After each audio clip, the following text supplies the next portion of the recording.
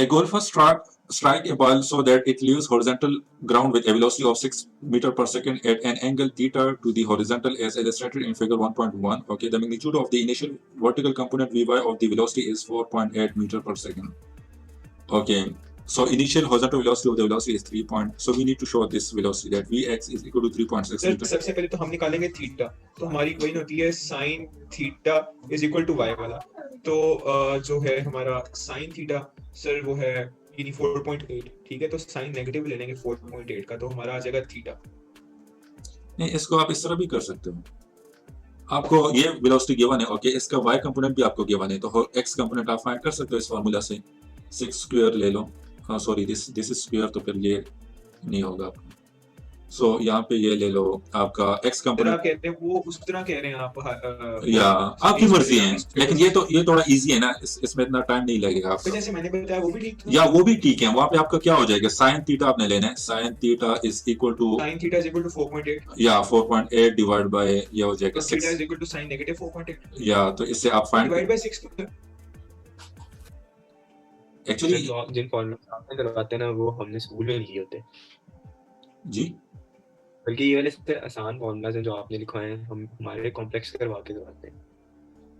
Okay, actually इस तरह है ना कि हमारे पास velocity is a vector quantity, तो इसका एक x कंपोनेंट होगा, एक y कंपोनेंट होगा। तो वेलोसिटी हमारे पास वेक्टर क्वांटिटी होता है, आपने पढ़ा होंगे कि उसको हम इस तरह रिप्रेजेंट करते हैं कि ये हमारे पास इसका एक y कंपोनेंट होगा, एक x कंपोनेंट होगा। तो इसका अगर आपने मैग्नीट्यूड फाइंड करना है तो मैग्नीट्यूड के लिए ये फार्मूला होता है, सही है। तो इस फार्मूले यहाँ पे देख लो तो आपको 6 मीटर पर सेकंड ये वेलोसिटी आपको गिवन है, सही है।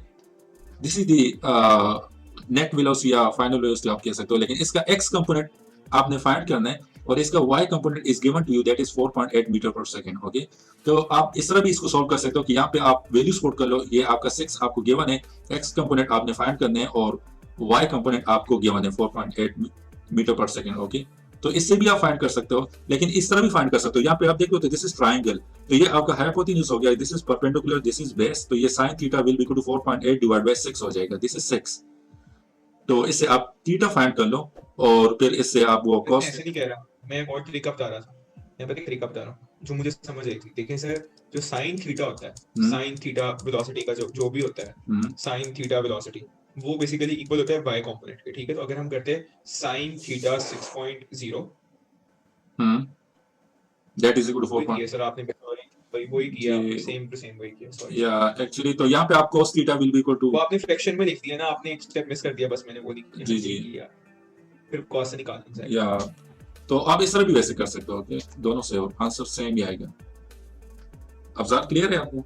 अब्दुल वासे को तो क्लियर होगा, एक्चुअली वो हमने ये क्वेश्चन पहले सॉल्व कर दिए थे, लेकिन अफजाल आपको क्लियर है कि नहीं, कोई कंफ्यूजन तो नहीं?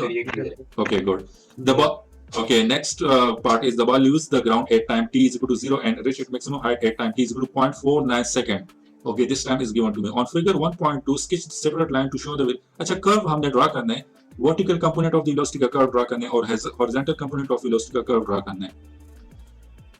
तो कर्व तो अभी हमने डिस्कस भी कर लिए, तो हॉरिजॉन्टल कंपोनेंट ऑफ वेलोसिटी क्या होगा वो तो हमारे यहाँ से हमें गिवन है, वो हम निकालेंगे कि जो भी हमारा हॉरिजॉन्टल कंपोनेंट है, हमारा कांस्टेंट एक स्ट्रेट लाइन आ जाएगी, या स्ट्रेट लाइन आ जाएगी, वो 3.6 पे। और जो हमारी सर नेगेटिव होगी, जो हमारी है y की है, वो सर देखें, हम शुरू करेंगे टाइम इज इक्वल टू 0 पे, हम शुरू करेंगे 4.8 से, time is equal to 0.49 second पे हम उसको 0 पे लेके जाएंगे, और टाइम इज इक्वल टू 0.98 पे हम उसको नेगेटिव 4.8 पे लेके जाके खत्म करते हैं।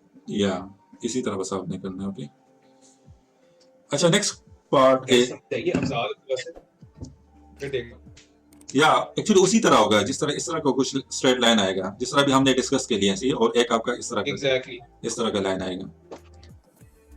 अच्छा, calculate the maximum height reached by the ball. तो यहाँ पे क्या करना है, मैक्सिमम हाइट के लिए हम इक्वेशन ऑफ मोशन यूज कर लेते हैं। इक्वेशन ऑफ मोशन में हमारे पास क्या था, वो फार्मूलाज आप सेट पे लिख लिया करो ताकि आप लोगों को बाद में कंफ्यूजन ना हो। v is equal to u plus at is equal to ut plus 1 divided by 2at square 2a is equal to u square plus minus u square minus v square minus u square। अच्छा, तो यहाँ पे maximum height मुझे find करना है, तो we Y इसका Y component initial velocity, यहाँ पे फाइनल वेलोसिटी मुझे चाहिए, तो यहाँ पे भी मुझे फाइनल वेलोसिटी चाहिए, तो इसको एस वाई कर लेते हैं, यू वाई भी मेरे पास है, टाइम बाय 2, ए वाई तो मेरे पास 9.8 हो जाएगा, सही है, तो और टी स्क्वायर हो जाएगा, तो ये तो आपका 9.8 हो जाएगा स्क्वायर।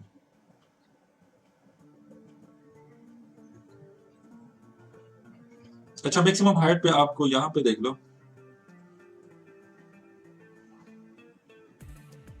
तो टाइम आपका हो जाएगा 0.49, यू वाई आपका हो जाएगा 4.8, सही है, बस इससे आपके पास हाइट आ जाएगा, मैक्सिमम हाइट। ओके, इन्होंने दिए है time reach at maximum height at t = 0.49 second, 0.49 second के बाद वो मैक्सिमम हाइट तक पहुंच जाएगा, सही है, तो इससे आप इसको फिर कर लो, तो आपका अच्छा यहाँ पे आपको कंफ्यूजन हो कि मैंने 9.8 प्लस लेना या माइनस लेना है, तो ये आप प्लस ले लिया करो, ओके, क्योंकि हाइट आपका मैग्नीट्यूड आपने फाइंड करना है, तो वो तो पॉजिटिव ही में होगा, हाइट नेगेटिव में तो हो ही नहीं सकती। या एग्जैक्टली। उसमें हमें मतलब बड़ा एहतियात करना पड़ता है, जैसे कि एमसीक्यूज हैं उसमें माइनस और पॉजिटिव साइन में से पूरा आंसर चेंज हो रहा होता है। नहीं, अगर आपको कुछ क्वेश्चन इस तरह होते हैं, फॉर एग्जांपल टाइम आपने फाइंड करना है, तो टाइम में भी आपने इसका इतना केयरफुल नहीं होना कि प्लस 9.8 लेने या माइनस 9.8 लेने, क्योंकि टाइम आपका नेगेटिव में नहीं हो सकता, ओके, और इसी तरह हाइट भी आपने मैग्नीट्यूड फाइंड करना है, तो मैग्नीट्यूड भी आपका वो प्लस माइनस में उसको वो हम नहीं वो करते हैं इनकाउंटर से।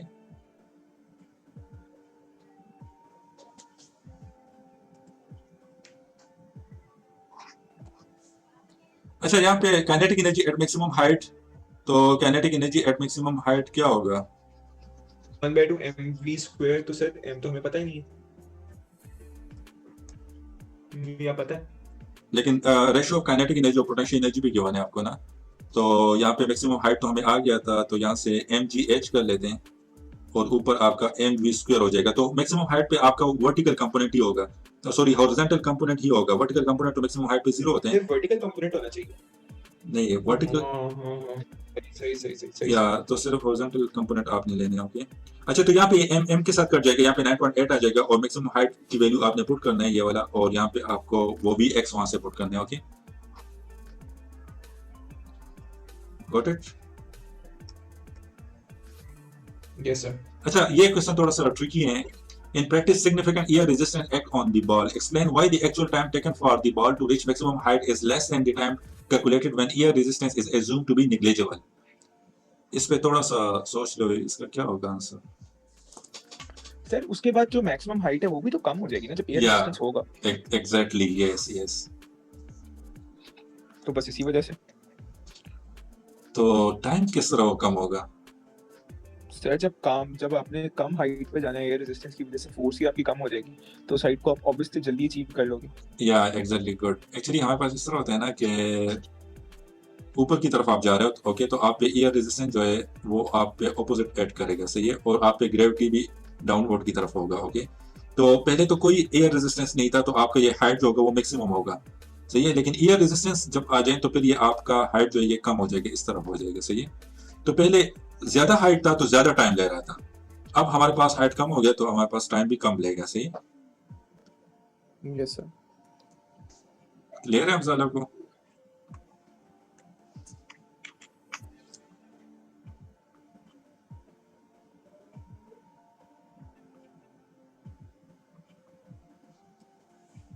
सब अब्दुल वासे भी आ रहे हैं, तो फिर ये नेक्स्ट क्वेश्चन स्टार्ट करेंगे।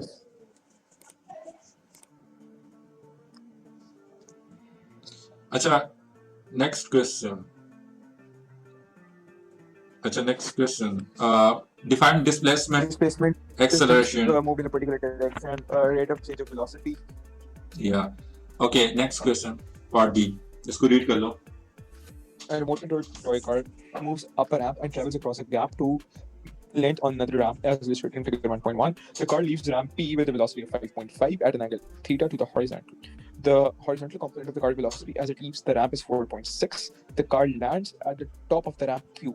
The top of the both ramp are the same height and are distance d apart.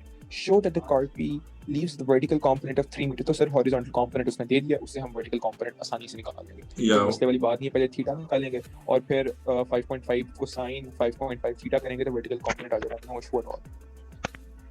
okay, determine the time taken for the car to travel between the ramp. ये time time तो sir time हम find कर सकते हैं, उससे भी कर सकते हैं वैसे तो। मुझे एक फॉर्मूला आपने करवाया, लेकिन sir v equal to u plus 80 से भी कर सकते हैं। आपको फाइनल वेलोसिटी गिवन है? तो फाइनल वेलोसिटी ऑब्वियसली 0 हो जाएगी रैंप पे जाके। ओके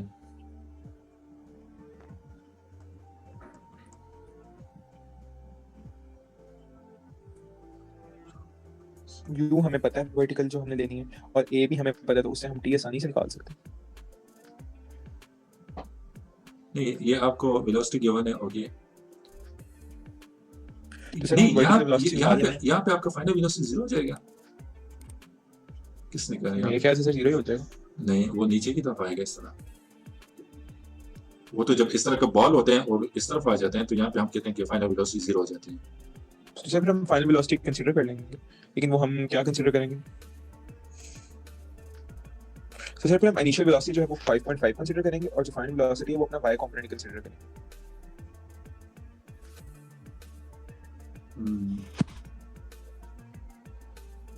एक्चुअली यहाँ पे अगर हम ये फार्मूला अप्लाई कर लें, सही है, तो हमारे पास जो और वर्टिकल हम ले लें, सही है, तो यहाँ पे हमारे पास क्या होगा, एस वाई हो जाएगा, that is equal to U Y time plus 1 divide by 2 A Y T हो जाएगा। सही है, ये तो 9.8 कौन सा है, फार्मूला? ये वही फार्मूला है, लेकिन मैं वाई कंपोनेंट्स ले रहा हूँ ना, हाइट ले रहा हूँ। सही है, s is equal to ut plus 1/2 at। या 80, तो ए s तो हमें पता ही नहीं है सर, डिस्टेंस तो अपनी अननोन है। कौन सा डिस्टेंस? d sir d।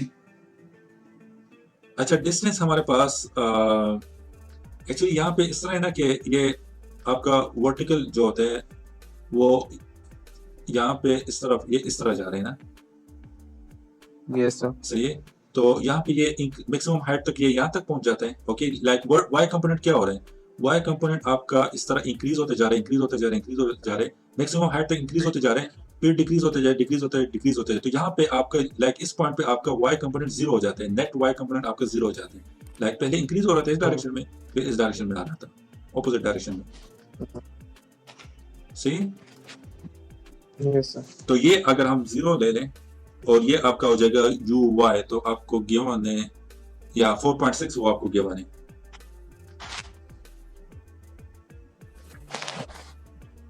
सही,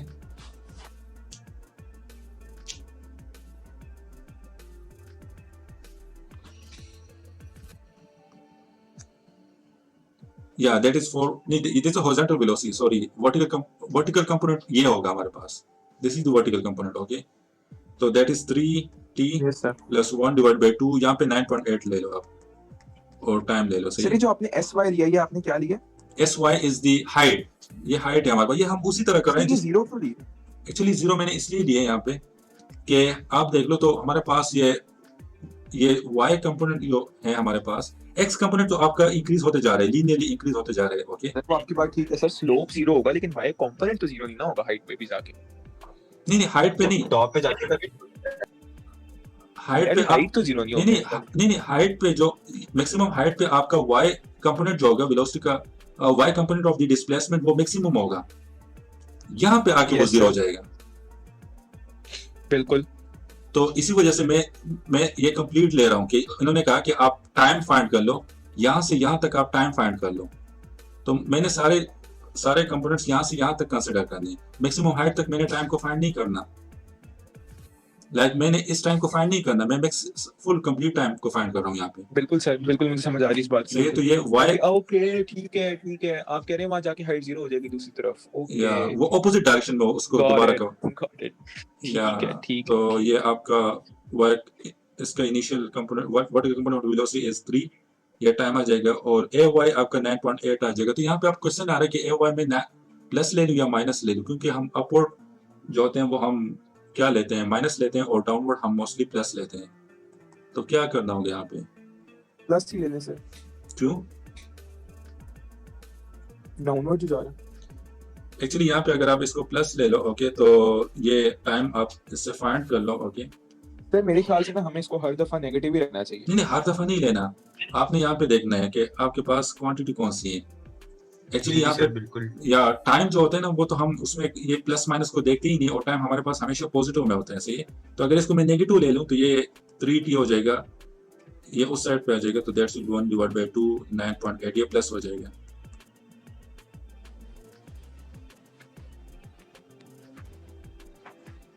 तो ये आपका क्या आ जाएगा 6t आ जाएगा, 6t minus 9.8t is equal to 0। इसको सॉल्व कर लो, this will be 6 divide by 2 हो जाएगा।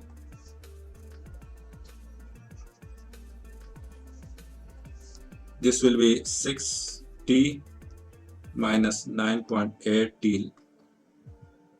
This is actually t square also. So यहाँ पे ये क्या जाएगा 6t will be equal to 9.8t square, और यहाँ पे भी t है तो ये t इसके साथ कट जाएगा, तो 6 divided by 9.8 is equal to time। तो ये आपका आ जाएगा। अगर यहाँ पे आप प्लस ले रहे हो तो ये टाइम आपका नेगेटिव में आएगा, तो टाइम आपका नेगेटिव में नहीं होता सही है। सो इसको आप सॉल्व कर लो, so from this you will get the time final value 6 divided by 9.8। Got it? Yes, sir. अच्छा, part 3. Calculate the horizontal distance d between the tops of the ramp.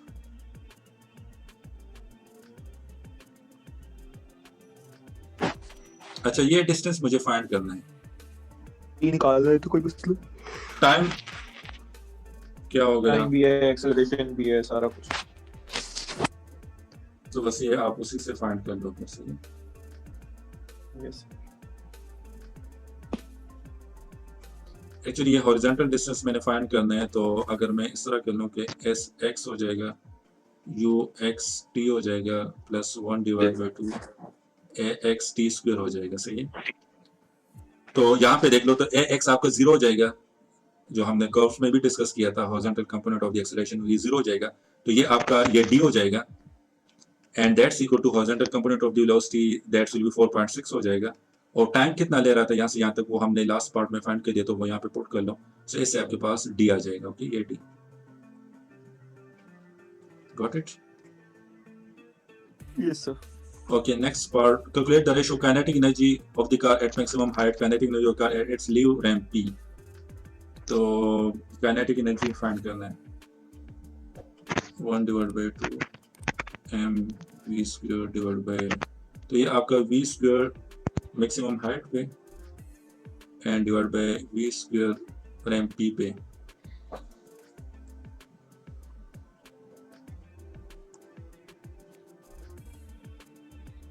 Maximum height पे हमारे पास क्या होगा? Maximum height पे हमारे पास velocity का horizontal component ही होता है सही है। यहाँ पे यस सर, हॉरिजॉन्टल ही होता यहाँ पे आपने कौन सा कंपोनेंट लेना है या कौन सी वेलोसिटी लेनी है?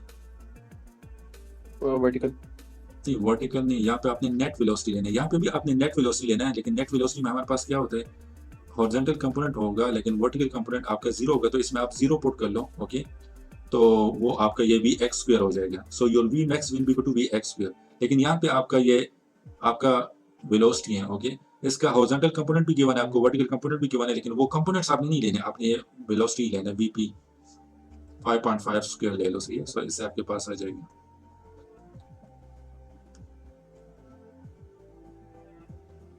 अच्छा, आप पार्ट सी को रीड कर लो।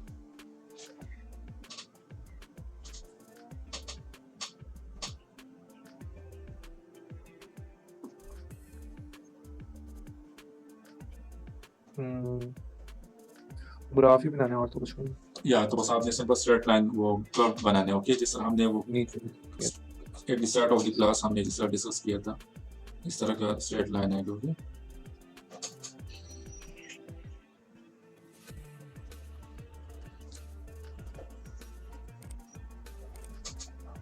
अब ज्यादा कोई कंफ्यूजन तो नहीं है आपको?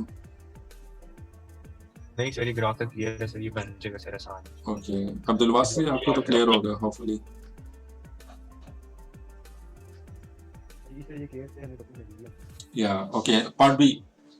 A ball is projected with an horizontal velocity of 1.1 meter per second from point A at the edge of the table as shown in figure. The ball lands on horizontal ground at point B, which is a distance of 0.43 meter from the base of the table. Air resistance negligible. Calculate the time taken for the ball from A to B.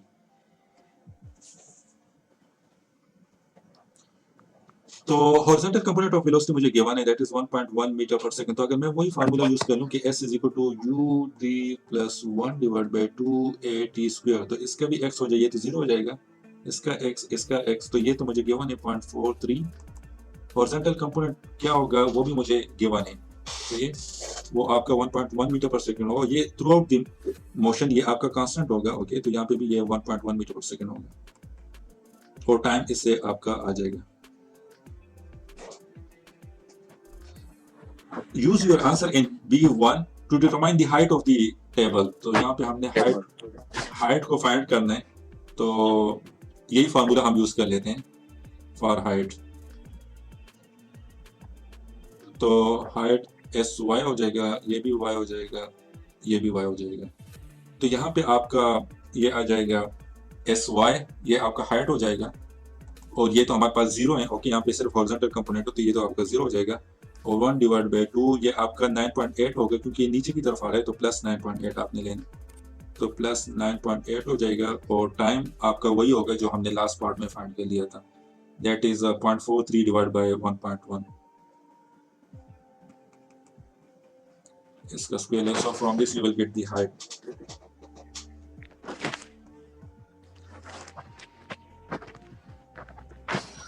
अच्छा, the ball leaves the table at time t is equal to 0 for the motion of the ball between A and B. Sketch graph on figure 1.3 to show the variation with time t of the acceleration of the ball, the vertical component of the displacement of the ball from A.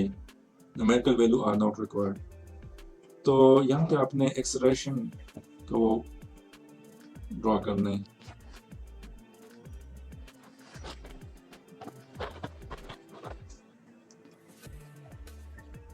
ये हमने अभी draw किए थे, क्या हो गया इसका acceleration of the ball. Horizontal component तो इसका 0 हो जाएगा, एक्सेलरेशन का हॉरिजॉन्टल कंपोनेंट तो ax तो आपका यहाँ पे आएगा, सही है। और बॉल जो है वो वर्टिकल y जो होगा वो आपका प्लस 9.8 आएगा, क्योंकि नीचे की तरफ आ रहा है ना। तो कोई भी यहाँ पे बस इस तरह लाइन ड्रॉ कर दो,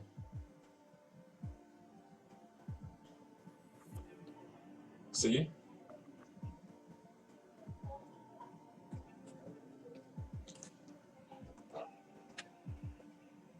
अच्छा, ये क्या होगा, vertical component of the displacement.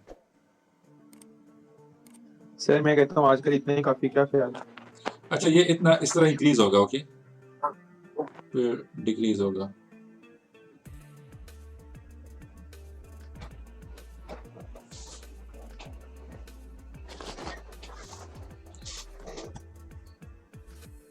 अच्छा, ये लास्ट पार्ट कर लेते हैं, उसके बाद क्लास को एंड अप कर लेते हैं। A ball of greater mass is projected from the table with the same velocity as the ball in part B. Air resistance is still negligible. State and explain the effect, if any, of the increased mass on the time taken from the ball to the ground.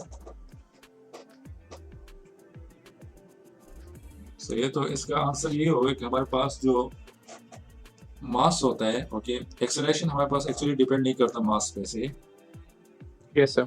Okay, तो कोई effect नहीं होगा, आप मास को increase कर लो decrease कर लो तो कोई इफेक्ट नहीं पड़ेगा, सही है। लेकिन एयर रेजिस्टेंस यहाँ पे इन्होंने कहा कि नेग्लिजिबल है, ये नेग्लिजिबल ना हो करेगा तो सही, वैसे मास के साथ इन्वर्सली प्रोपोर्शनल नहीं होगा। नहीं, वो तभी होगा जब हमारे पास एयर रेजिस्टेंस हमारे पास negligible, if air resistance is not negligible, जिस तरह हमारे पास प्रैक्टिकल लाइफ में होते हैं, ओके। लेकिन जब आप एयर रेजिस्टेंस को नेग्लिजिबल कर लेते हो तो फिर आपका ये डिपेंड नहीं करेगा उसमें, सही है, मास पे डिपेंड नहीं करेगा।